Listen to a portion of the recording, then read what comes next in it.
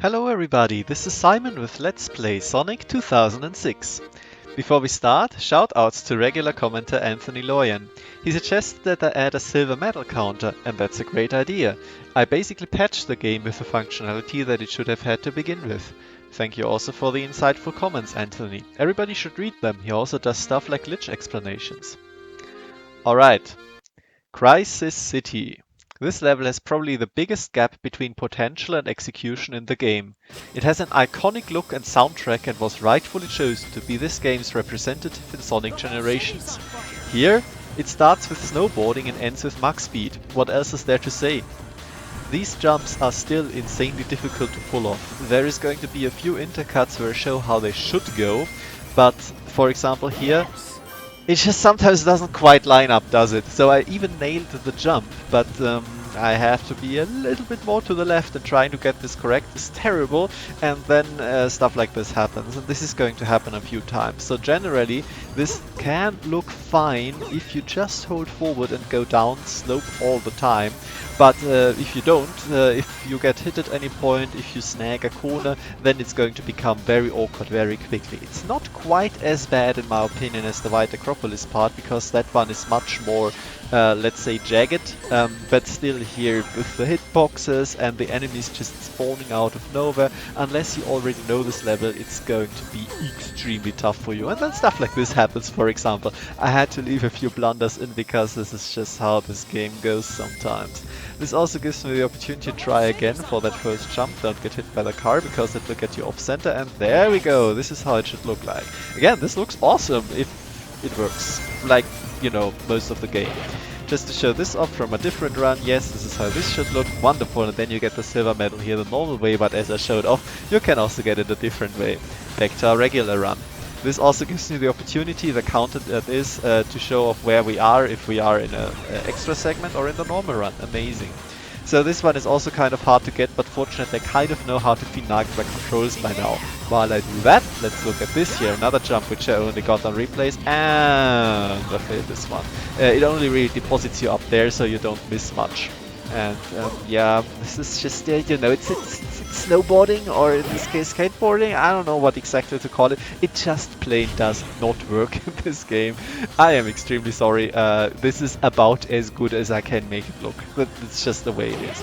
This is what happens when you stay on the bottom path. There is no real advantage to staying on any of these paths, to be quite honest. Going top level doesn't really do anything. There's no silver medals hidden up there. Fortunately, it would really suck if I had to nail these jumps here. But enough about that, we are entering the fun part of the level. This is where the new rail physics in Sonic 2006 actually come into their own.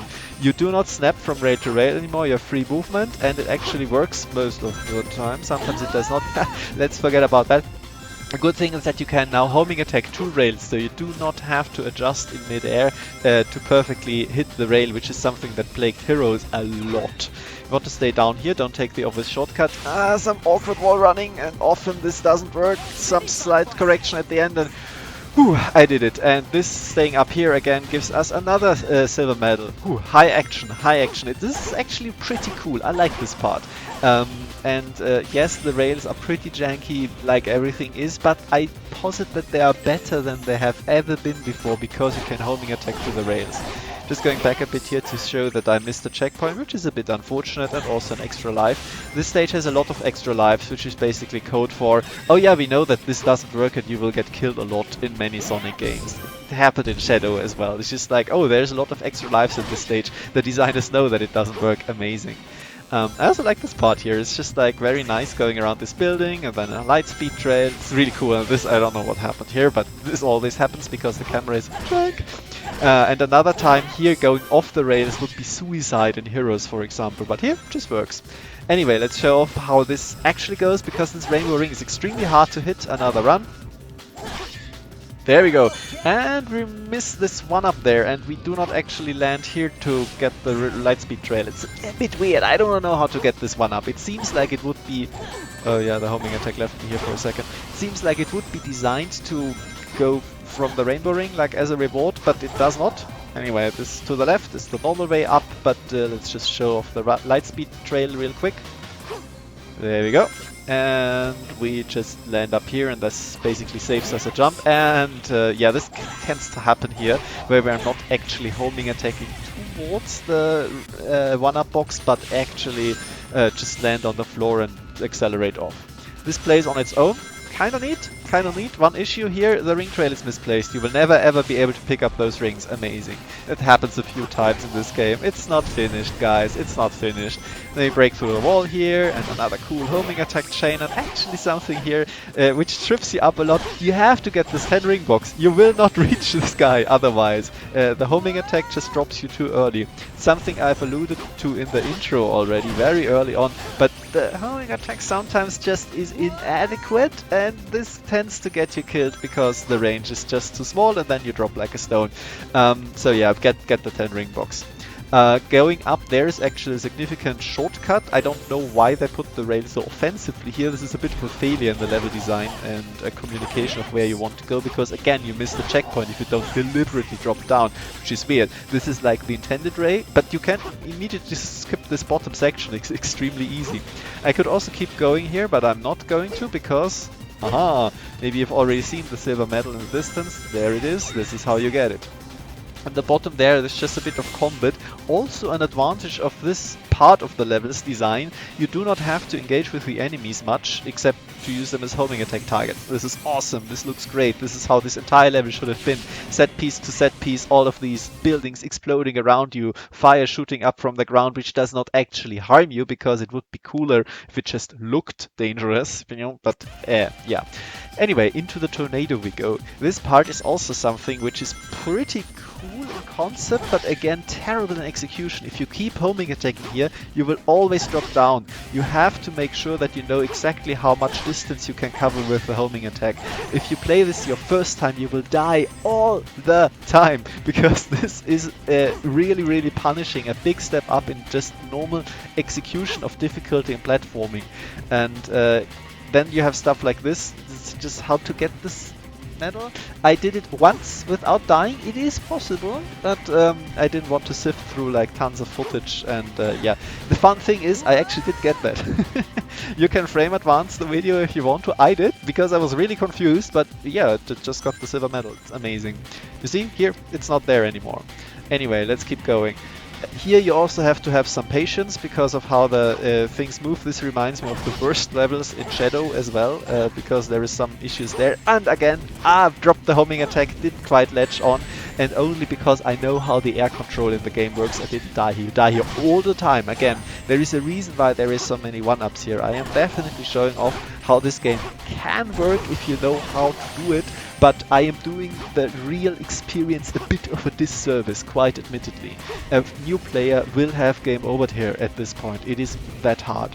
Anyway, just a quick look back what we missed, jumping off this worm here. By the way, the worms haven't mentioned yet. 3 hits to kill them.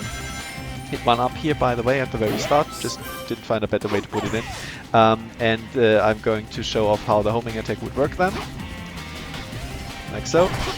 And so, and then I can drop here, wait, and now you can hit the next bird. Anyway, the worms take 3 hits to kill, give you 300 points, like every enemy that takes 3 hits to kill, and then you just basically have to attack them when they're not spewing fire, or you homing attack them, which makes you invincible. That's basically it. For now, there's a few more wrinkles to them, but we discuss that when we play as Silver. Anyway, let's go on. Most of the routes I've shown off here. It's nice that there is some variety to what you can do, and now one of the worst silver medals to get, because this is completely intuitive. Yeah, sure, this is exactly how it's intended. Awesome, perfect, they did a great job. I've read guides where they're like, oh, I have no idea how to get this without getting the purple gem. This is how you get it. There is just a hitbox there which you can stand on in mid-air. Amazing, isn't it? Wonderful. I'm super happy that it does work, however, because that means I don't have to get back to this level with a later optional upgrade. You can get all 10 silver medals here. You can even get them without dying, but... Okay, let's start the mark speed section. This one here is really bad. The problem here is not quite that you have to just find your way, weave around like in Wave Ocean. The problem is here that the tornado keeps throwing stuff your way, and there is absolutely zero way to dodge it. Also, silver medal in here, by the way. It's extremely hard to miss, but it is in the central stack of boxes. You have to depend on one of the cars. Whoops. no mistake, one of the cars to destroy the stack of boxes. Sometimes the car does not destroy the stack of boxes and you just run into them and you're sad. You probably still get the silver medal. But here, like all of this debris, everything, every little thing, every physics object can hurt you. And you will get hurt a lot. It is basically impossible to do this without getting hurt. And with basically impossible, I mean good luck. You really have to just hope and pray that you do not get hit here if you want a high rank, as we're going to see in the end, because I do have the S rank for this level. I will show it off, and it is awful to get, but I was a bit lucky. Anyway, just generally, this is just straight away. And did you see it? Yeah, I missed the last silver medal. So here is a bit of a supercut of me trying to get it, because again, jumping in Mach speed, you are locked in your trajectory. So if you do not jump exactly right, then you will not get the silver medal. Silver medals in Mach speed sections floating around is awful, because the hitboxes are far too tiny. They should be at least twice as big. Like a small intersection with Sonic's hitbox should be fine. This is just a regular mistake, just something that can happen. You get hit again and again. Now I jumped a little bit too late, so Sonic was a bit too high. It sucks. I died a lot here, and you don't really see it from the life counter, because you can get over a 100 rings if you are not super unlucky at this point. So theoretically you can try this as often as you want. It's just going to suck a lot. I got this here. Fortunately you can hear it if you get a silver medal. Let's finally keep going. This is the final part of this. There is also going to be cars coming at you. This is also a spot where you're like, oh, do I have 150 rings? Should be good. Yeah, well, here 200 rings, for example. Great. If I can keep those to the end, this is why I restarted. If I keep the 200 rings to the end, I will get the S rank, but I got hit. Absolutely not my fault. There is nothing I could do there. Absolutely nothing. And at this point, I'm like, okay, you know what? This is not going to be an S rank. But again, if you want to, you can keep restarting here, get 100 rings, get an extra life, so you will not game over if you are somewhat experienced. And at some point, you might make it to the end with 200 rings, 20,000 points, and you will get the S rank. That's what I would have needed here. As you can see, the time bonus is high enough, plus the ring bonus, and I would have gotten it.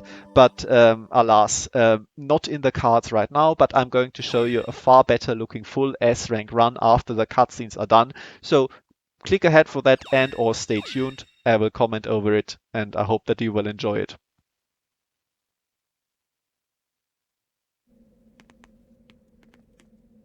No matter where we go, all we see are ruins. How can this be our future? How could it come to this?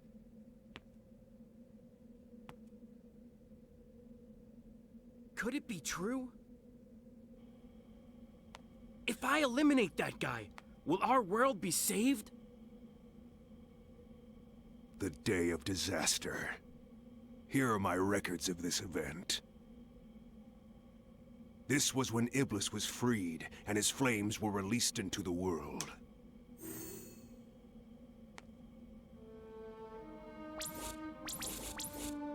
And you have this person to blame.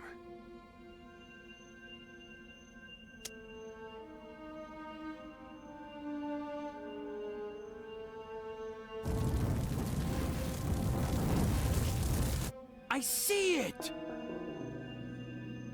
So that blue hedgehog's the Iblis trigger? Blue hedgehog. I'll send us back in time to the point when the Iblis trigger was alive.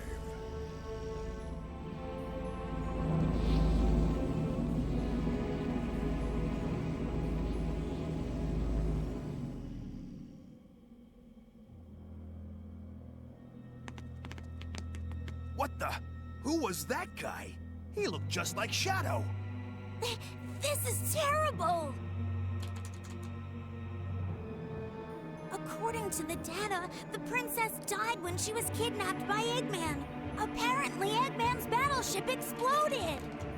The date of this incident was 2 days after the Festival of the Sun.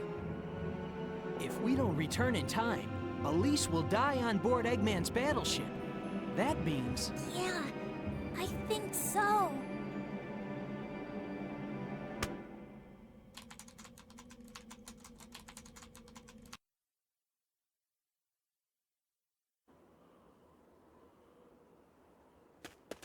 You guys are so slow. Look. A Chaos Emerald! You've already found one! Well now, I may not look it, but I'm a real treasure hunter. Unlike a certain echidna I know. What? Heh. Have you guys discovered anything? Yeah. I received a signal indicating there's a Chaos Emerald here, but... You mean we've got to go through there? If you don't like it, you can stay here. You've got to be kidding. Don't be late. Same to you.